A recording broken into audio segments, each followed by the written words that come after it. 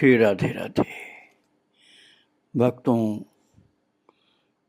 भक्त लोग सत्व गुणी होते हैं। सब प्रकार की सात्विकता ही उनको अच्छी लगती है। और जो भक्ति के विरोधी होते हैं वो सब तमोगुणी अधिकतर होते हैं। उनको सत्वगुण पसंद नहीं आता। खान पान भी उनका तमोगुणी होता है, कार्य भी तमोगुणी होते हैं। किंतु जब साक्षात कृपालुता का रूप धारण करके प्रभु ने अवतार लिया था, श्री गौरांग महाप्रभु ने, तो उन्होंने निश्चय किया था कि पतित से पतित का उद्धार करना है। और जगाई मढ़ाई जैसे महापतित दुष्ट ब्राह्मणों का उद्धार भी करना था, जो ब्राह्मण कुल में जन्म लेकर राक्षस जैसा कार्य करते थे। जगाई मढ़ाई सारी रात मद्यपान करके अचेत हुए सो रहे थे।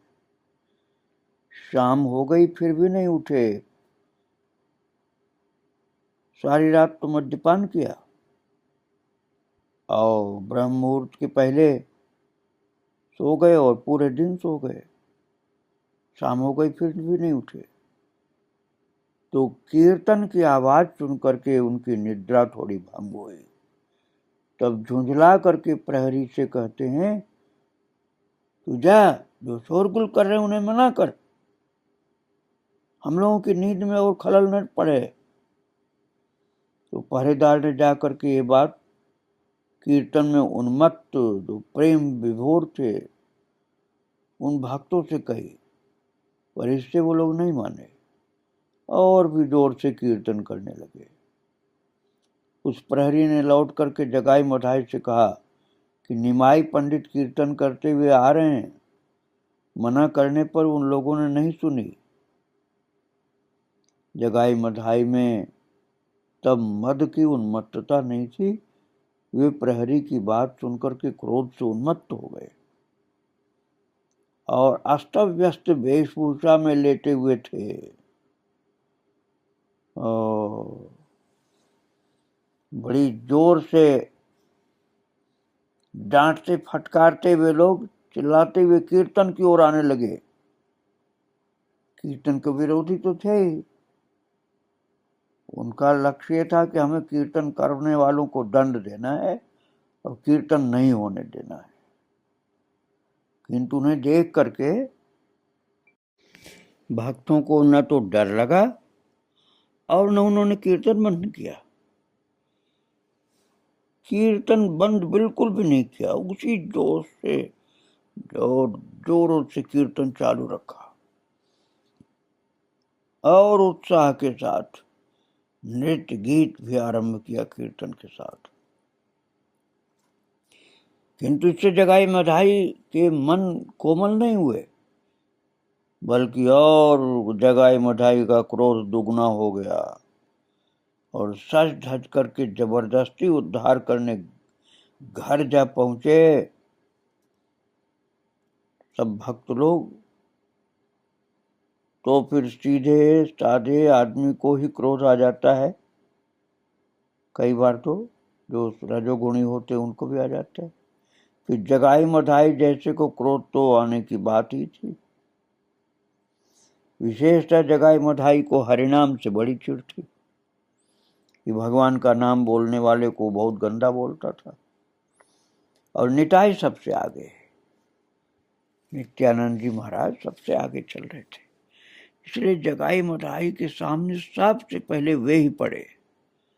उन्हें इस प्रकार क्रोध से पागल होकर के आते देखकर निताई को कोई भय नहीं हुआ, न क्रोध हुआ। उनका हृदय दुखी हुआ इस बात से कि ये कितने अधम और पतित हैं, इनका सुधार कब होगा। और उनकी वो पतितावस्था देखकर निताई के तो आंख से आंसू गिरने लगे दया के कारण।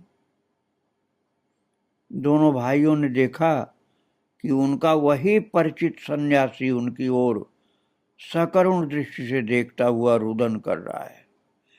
ये देख करके उनका मन नरम नहीं हुआ, बल्कि क्रोध और बढ़ गया। निताई दोनों को सामने देख करके और मधाई की अपेक्षा जगाई को थोड़ा अच्छा समझकर उससे रोते रोते बोले, निताई प्रेम की अधिकता के कारण, जगाई हरि बोलो, जगाई हरि बोलो और मुझे तुम खरीद लो। निताई ने गदगद होकर के अश्रुपूर्ण नेत्रों से यह बात कही थी और इस बात ने जगाई के हृदय को किंचित स्पर्श किया और वो स्तब्ध होकर खड़ा हो गया। किंतु मधाई का हृदय जगाई की अपेक्षा और 100 गुना कठोर था। मधाई का मन नहीं पसीजा, उसका क्रोध और भी बढ़ गया। तब क्रोध में और कुछ न पाकर एक कलसी का टुकड़ा, घड़े का टुकड़ा लेकर के नित्यानंद के मस्तक पर बड़ी जोर से दे मारा वो, और वो टुकड़ा बड़े वेग से उनके सिर से लगा। नित्यानंद के मस्तक से कलसी का टुकड़ा बड़े जोर से लगा और तीर की तरह रक्त की फुहार छूटी। तब निताई ने क्या किया? निताई आनंद से नृत्य क्यों करने लगे? इसका कारण ये था कि निताई ने सोचा कि अब इन दोनों की और चिंता नहीं, इनका निश्चय ही उद्धार हो गया। इसी आनंद में वो और गौर गौर गौर कह करके नृत्य करने लगे। मधाई क्रोध में अंधा एक बार मारकर उसे तृप्ति नहीं हुई, दूसरा टुकड़ा लेकर फिर मारने को हुआ। तभी जगाई ने हाथ पकड़ करके कहा, क्या कर रहे हो? विदेशी सन्यासी को मारने में क्या पौरुष है, और भला भी क्या होगा? तब निताई नाचते नाचते दोनों से कहने लगे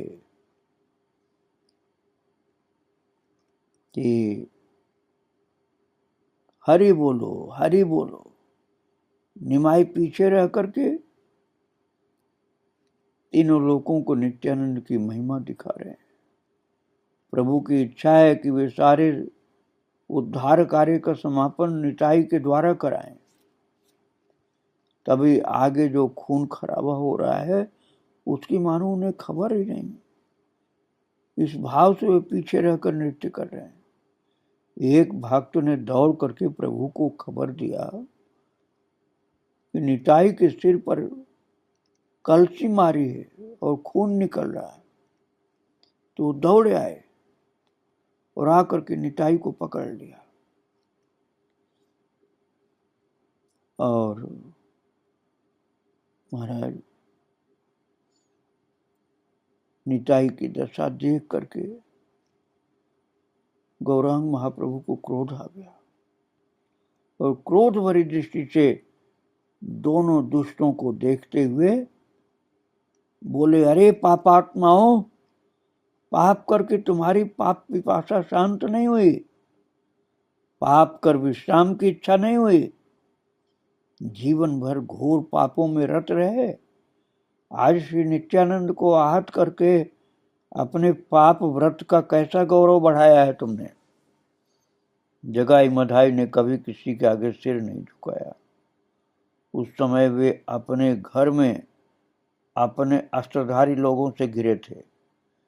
वे चाहें तो अभी पल भर में भक्तों का वध कर सकते हैं। वे नदिया के राजा हैं, फिर भी निमाई पंडित उनके लिए ऐसे शासन वाक्यों का प्रयोग कर रहे हैं। वे दोनों सहन कैसे कर रहे हैं? बात यह है कि निमाई को देख करके ही मधाई जड़ हो गया। अंग प्रत्यंग की संचालन क्षमता तक नहीं रही। प्रभु बोले, क्यों रे पापात्माओं, नित्यानंद ने तुम्हारा क्या बिगाड़ा था कि उनको मारा है? सन्यासी को मारते हुए तुम लोगों के मन में जरा भी दया नहीं आई? मारने की इच्छा थी तो मुझे क्यों नहीं मारा? तुम लोगों के और भुवन भर के परम बंधु अक्रोध और अभिमान शून्य नित्यानंद को आहत करके आज तुम लोगों ने अपने पापों का घड़ा भर लिया है। अब अपना दंड भुगतो। जैसे नर हत्यारा व्यक्ति न्यायाधीश के आगे खड़ा खड़ा उसके मुंह की ओर देखता कांपता रहता है, वैसे ही दोनों भाई उन्हें क्या दंड मिलेगा ये सोच करके प्रभु के वदन की ओर देखते हुए कांपने लगे।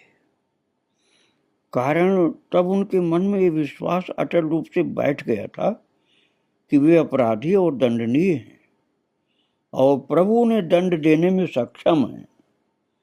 तब प्रभु ने उच्च स्वर से चक्र चक्र सुदर्शन चक्र ऐसा कह करके पुकारा। और जब इस प्रकार चक्र का आवाहन किया तो सभी स्तंभित हो गए। मुरारी गुप्त के शरीर में श्री हनुमान प्रकट होते। उस समय श्री हनुमान मुरारी के देह में प्रवेश कर गर्जन करते करते कहने लगे, प्रभु सुदर्शन को स्मरण क्यों कर रहे हैं, मुझे अनुमति दीजिए, मैं अभी दोनों को यमराज के घर भेजता हूं। जब निमाई ने चक्र कहकर पुकारा तो निताई चकित उत्कंठित होकर खड़े हो गए। इधर मुरारी ने दोनों भाइयों का वध करने की अनुमति मांग ली। उधर निताई अपने सिर की वेदना भूलकर मुरारी के हाथ पकड़कर बोले, भाई क्षमा करो, भाई क्षमा करो। ये कहकर कि निताई ने पीछे मुड़ करके देखा कि सुदर्शन चक्र अग्नि का आकार धारण कर जगाई मधाई की ओर उड़ता हुआ चला आ रहा है। तब निताई व्यस्त होकर के सुदर्शन चक्र को हाथ जोड़कर कहने लगे, सुदर्शन क्षमा करो, तुम इन दोनों भाइयों को मारना नहीं, मैं प्रभु के चरण पकड़ करके इन दोनों के प्राणों की भिक्षा लेता हूं। ये कह करके निताई झट से प्रभु के चरणों में गिर पड़े।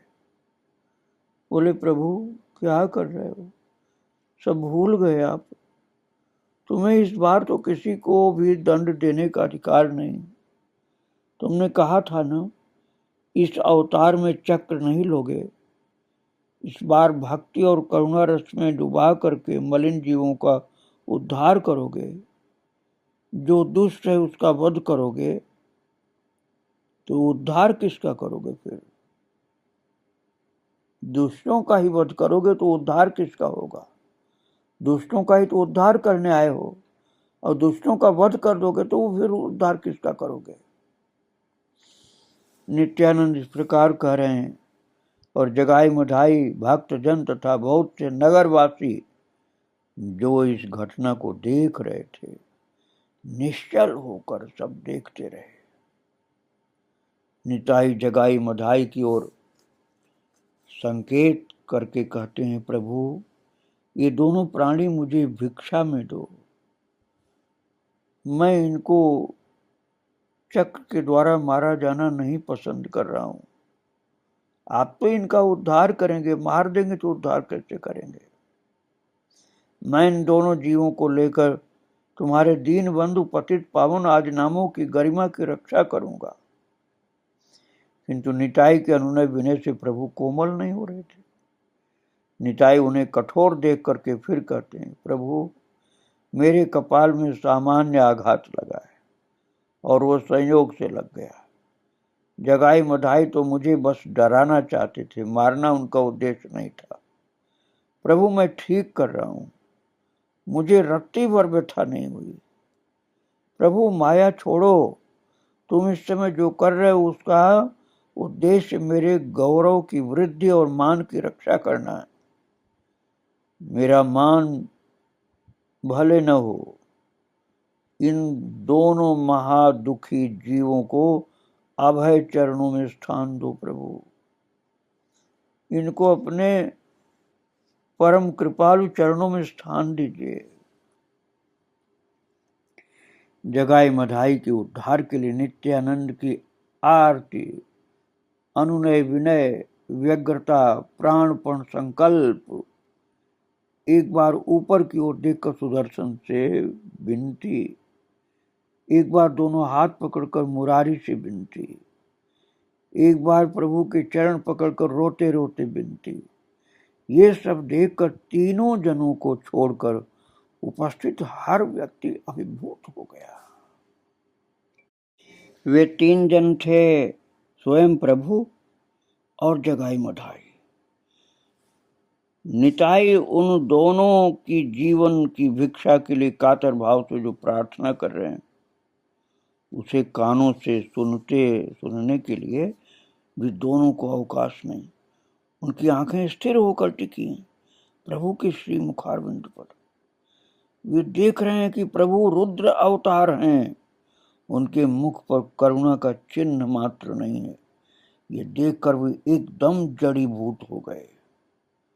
जब नित्यानंद ने देखा कि प्रभु कोमल नहीं हो रहे, तो निरुपाय होकर बोले, प्रभु एक और बात कहता हूं, तुम इन दोनों को दंड नहीं दे सकते, कारण जगाई ने तो मेरी प्राण रक्षा की है। जगाई ने मेरे प्राण की रक्षा की। प्रभु मधाई मानना चाहता था, लेकिन जगाई ने तो मेरी प्राण की रक्षा की।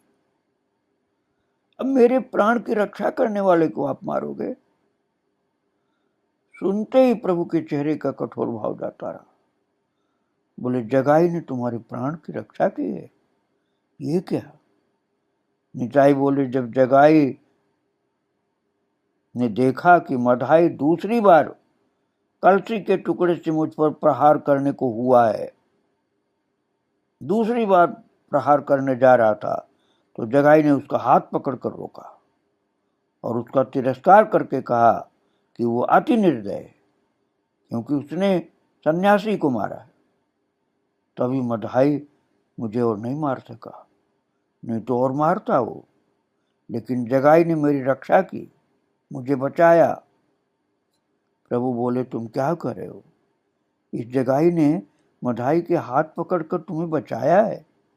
इस जगाई ने, क्यों रे जगाई, तूने मेरे नित्यानंद की प्राण रक्षा की है, तब तो मैं तेरा ही हो गया।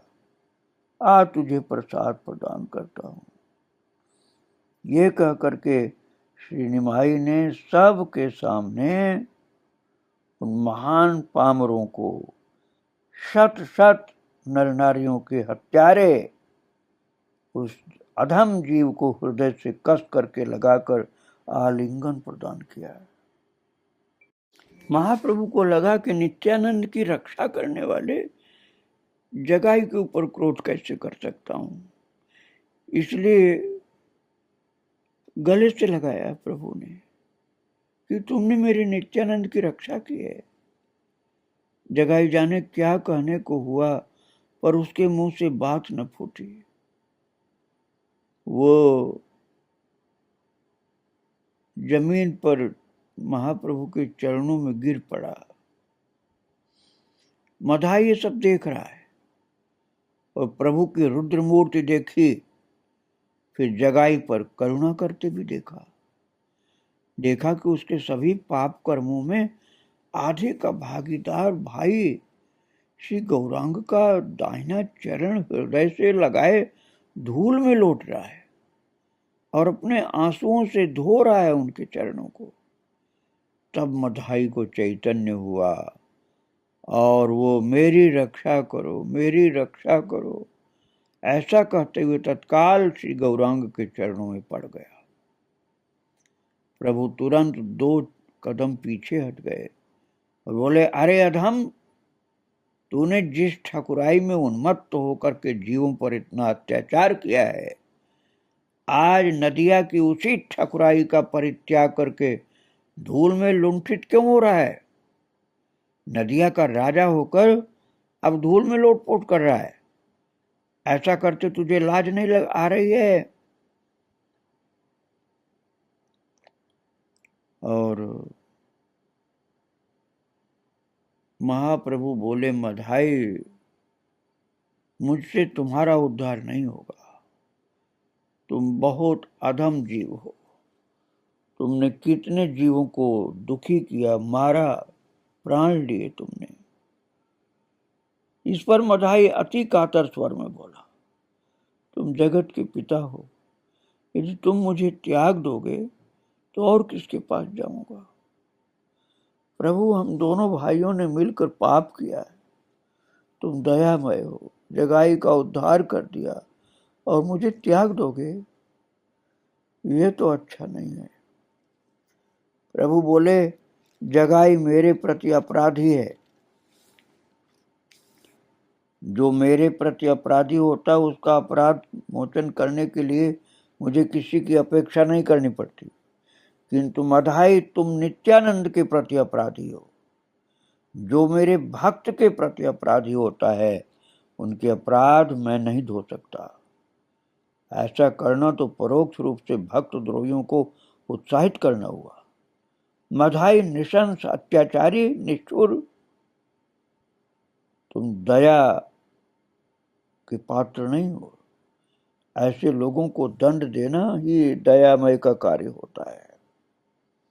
तब निरुपाय होकर मधाई ने कहा, प्रभु, मैं तुमसे करुणा की प्रार्थना नहीं कर रहा हूं, कारण मैंने जो कुकर्म किए हैं उनके चलते मैंने क्षमा मांगने का रास्ता नहीं रखा है, पर मैं सरल भाव से मन की बात कहता हूं। मेरे मन से आशा नहीं जाती। तुम मुझे बिल्कुल ही त्याग दोगे? मैं किसी भी प्रकार से मन में इस बात की धारणा नहीं कर पा रहा हूं। तुम मुझे बता दो, मेरा उद्धार किस तरह हो सकता है? मैं वही करूंगा जिससे मेरा उद्धार हो। प्रभु अब द्रवीभूत हो गए, क्योंकि मन का भाव ढकने की चेष्टा कर रहे हैं, पर करुण आंखें ऐसा नहीं करने दे रही। वे हृदय का भाव यथासंभव गुप्त रखते हुए बोले, मधाई, तुमने श्री नित्यानंद के अंग में रक्तपात किया, तुम उनके प्रति अपराधी हो। वे दयामय हैं, तुम उनके चरण पकड़ लो। यदि वे तुम्हारा अपराध मार्जन करें तो संभव है तुम मुक्त हो जाओ। ये सुनते ही मधाई ने श्री गौरांग के चरण छोड़कर श्री नित्यानंद के चरण पकड़ लिए और कहा, प्रभु, तुम मुझे क्षमा कर दोगे तो भगवान मुझे श्री चरणों में स्थान देंगे। श्री गौरांग ने तत्काल नित्यानंद का हाथ पकड़कर कहा, श्रीपाद, तुम इतने दयालु हो कि मधाई की क्षमा मांगने से पहले तुम उसका मार्जन करने को प्रस्तुत हो। ये बात जगत में सभी जानते हैं, किंतु ये उचित नहीं, क्योंकि इससे ये दुरात्मा अपनी अपराध राशि को अति लघु समझ लेगा। अतएव इस अधम की रक्षा करने के लिए मैं तुमसे विनती कर रहा हूं। ये समझ लेने पर इसको हृदयंगम होगा कि इसका अपराध कैसा गुरुतर है। श्रीपाद, तुम मधाई को क्षमा करो, क्योंकि साधु जन अनुतप्त और चरणाश्रित व्यक्तियों को सदा ही क्षमा करते हैं। अतएव इस अधम को क्षमा करके इस बात का परिचय दो कि साधु और पापात्मा में क्या अंतर है। इस पर नित्यानंद गदगद होकर बोले, प्रभु, तुम मुझे उपलक्ष्य बनाकर इन दोनों पापियों का उद्धार करोगे, ये मैं जानता हूं। मेरा गौरव बढ़ाने के लिए मेरी अनुमति चाहते हो, यही सही। मैंने इसे क्षमा किया। तुम्हारे आगे सरल भाव से कहता हूं, यदि मैंने किसी जन्म में कोई सत्कर्म किया है तो वो सब मधाई को दिया।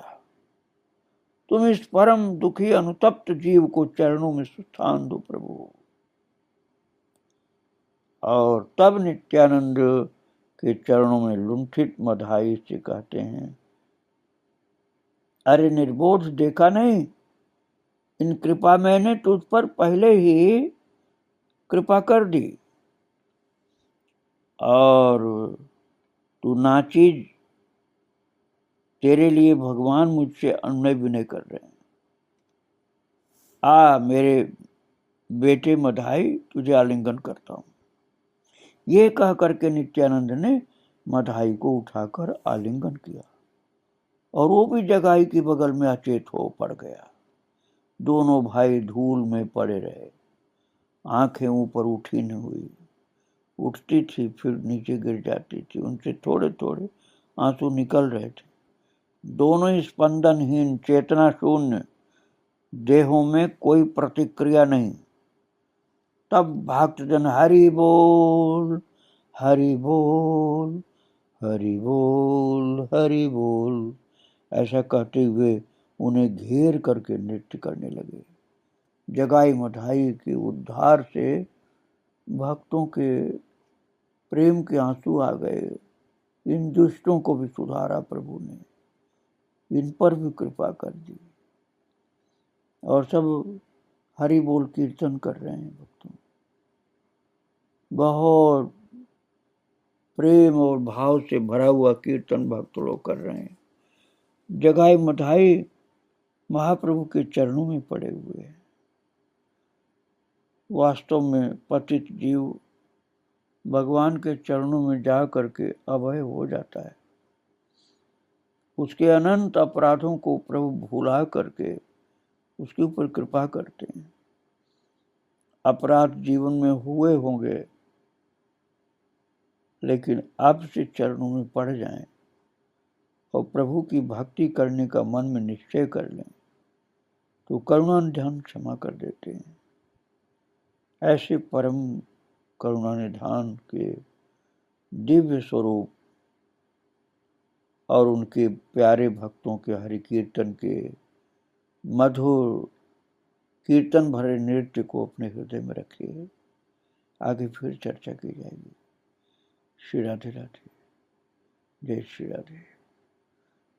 प्रभु के भक्तों को और प्रभु को बारंबार प्रणाम। जय जय श्री राधे श्याम, जय जय श्री सीताराम।